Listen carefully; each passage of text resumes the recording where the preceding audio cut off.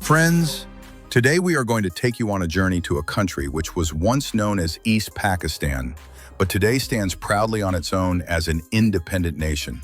Yes, we are talking about Bangladesh, a nation that separated from Pakistan in 1971, a nation of resilience and hard work, a nation that has not only survived its turbulent past, but has also stunned the world with its progress.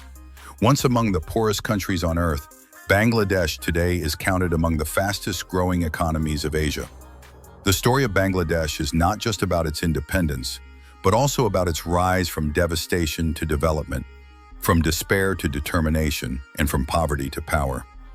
Today, we will explore its history, its culture, its economy, its cities, its food, its people, and above all, its beauty that remains hidden from many in the world. The official name of this country is the People's Republic of Bangladesh, but it is often referred to as Bengal, the land of Bengalis. The very word Bangladesh means the land of Bengalis, and it truly lives up to this meaning. The most defining moment of its history came on 16 December 1971, when after a bloody struggle, and with the support of India, Bangladesh emerged as a new nation on the world map. It was as if a body was torn apart from within itself. For Pakistan, this separation was a wound that still aches in the history books. But for Bangladesh, it was a rebirth, a new identity, a new hope, and a new struggle for survival. Today, Bangladesh has a population of around 173 million people, making it the 8th most populous country in the world and the 3rd most populous Muslim country after Indonesia and Pakistan. Yet in terms of land, Bangladesh is relatively small, with a total area of just about 148,460 square kilometers, ranking 92nd in the world. Its borders are shared mostly with India, covering about 95% of its boundary, and a small portion, around 5%, with Myanmar. Despite its small size, the people of Bangladesh are often called the hardest working community in the world. Travel anywhere across the globe, especially in the Middle East, and you will find Bengalis toiling day and night. They are known to work longer hours, often for lower wages, but with a commitment and dedication that has earned them respect internationally. According to reports by the International Organization for Migration, around 7.4 million Bangladeshis live abroad, and they are a backbone of the economy through their remittances. Nearly 3 million live in India, around 1 million in Saudi Arabia, and many others across the Gulf and beyond. These hardworking migrants send billions of dollars back home, fueling Bangladesh's economy and lifting millions of families out of poverty. But Bangladesh is not just about struggle, it is also about natural beauty. Did you know that the longest natural sea beach in Asia is located here? Yes, Cox's Bazar in Bangladesh stretches over 120 kilometers, making it the 3rd longest sea beach in the world. The official language of the country is Bangla, spoken by nearly everyone, and it is one of the top 10 most spoken languages in the world. Alongside Bangla, you will also hear Urdu and Hindi in some communities. The majority of the population, about 91%, are Muslims, followed by around 8% Hindus and 1% belonging to other faiths. Bangladesh is also a land of agricultural marvels. Countries with massive land like China and India manage to produce rice 3 times a year, but surprisingly, this small nation, ranked 92nd in land size, also produces rice 3 times a year, standing proudly as the world's 3rd largest rice producer. Its fertile soil, nourished by hundreds of rivers, makes it one of the most agriculturally productive nations on earth. When Bangladesh became independent in 1971, its economy was in shambles. The currency was so weak that initially, Pakistani rupees were used with a Bangladeshi stamp on them. The newly printed Bangladeshi taka had almost no value. But today the tables have turned. One Bangladeshi taka is worth around 2.3 Pakistani rupees, a symbol of how fortunes have changed. The GDP of Bangladesh today stands at around $460 billion compared to Pakistan's $340 billion. The average income of a Bangladeshi is about $2,800 per year compared to Pakistan's $1,600. Its foreign reserves stand tall at $21 billion, while Pakistan struggles at around $4 billion. The part that broke away has gone ahead in terms of stability and exports.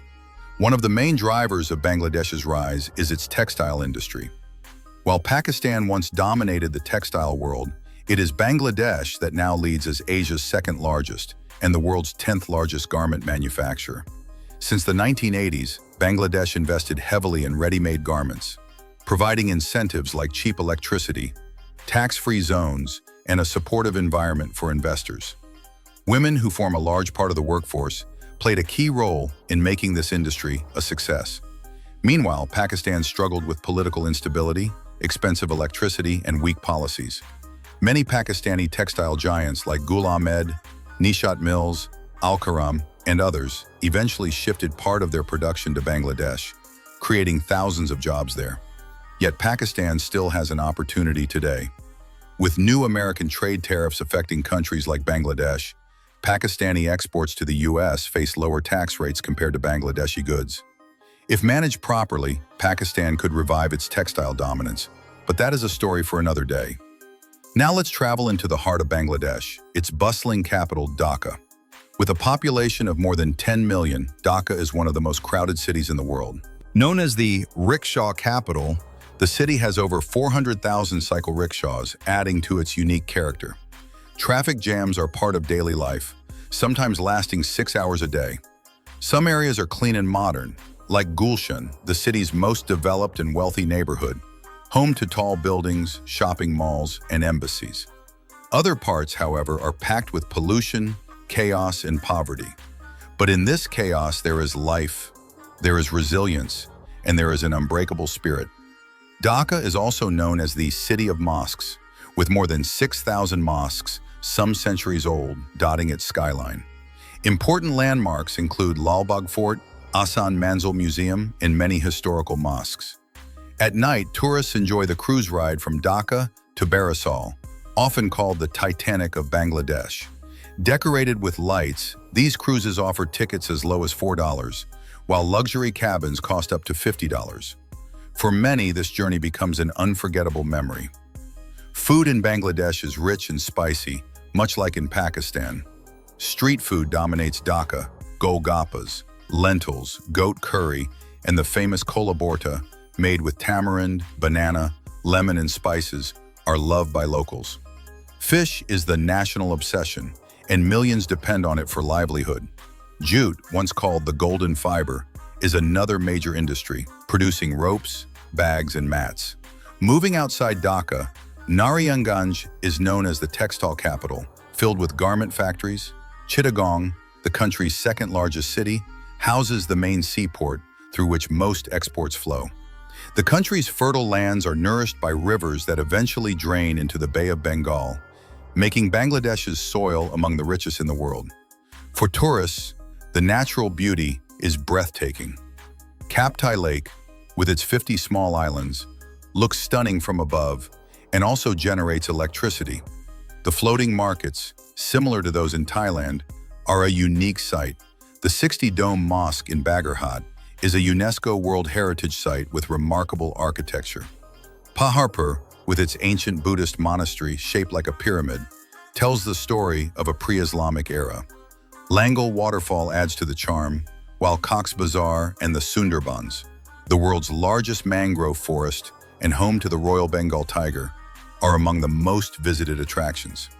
Bangladesh's history is not just about independence, it is also about political struggles. Recently, in August 2024, massive student protests forced Prime Minister Sheikh Hasina, daughter of Sheikh Mujibur Rahman, to leave the country. The protests erupted over a decades-old quota system that reserved 30% of government jobs for the children of 1971 war veterans, leaving only 40% for millions of young graduates.